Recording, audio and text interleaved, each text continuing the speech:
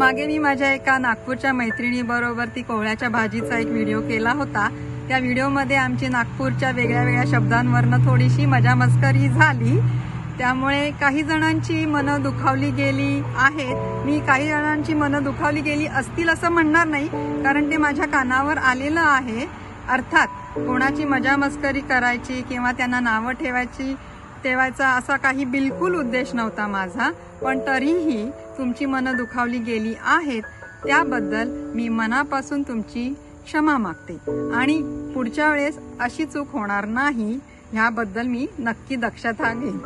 पण एक सांगू का तुम्हाला जर का असं काही खटकलं किंवा नाही आवडलं, तुमचं मन दुखावलं गेलं ना, तर डायरेक्ट मला सांगा।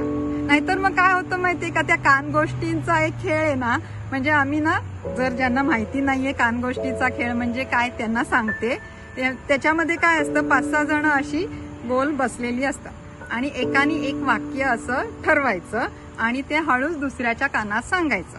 मग दुसऱ्याने तिसऱ्याच्या कानात सांगायचं, तिसऱ्याने चौथ्याच्या, चौथ्याने 5व्याच्या आणि 5वा जो शेवटचा गडी आहे त्यांनी ते वाक्य रिव्हील करायचं आणि पहिल्यानी ते जे वाक्य ठरवलेलं असतं त्यांनी सांगायचं की ते तंतोतंत वाक्य जुळतंय का नाही।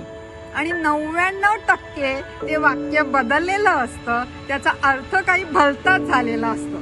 त्याच्यामुळे कधीही डायरेक्ट संभाषण हे नक्कीच फायदेशीर असतं। आता काय आहे, युट्यूब म्हणा, इंस्टाग्राम म्हणा किंवा फेसबुक वरती खाली कमेंट बॉक्स असतो, सोपं आहे डायरेक्ट कम्युनिकेशन करायला। त्यामुळे जर का यापुढे माझी चुकून अनायसे माझ्या हातून नकळत चूक घडली तर मी नक्की ती सुधारायचा प्रयत्न करेन।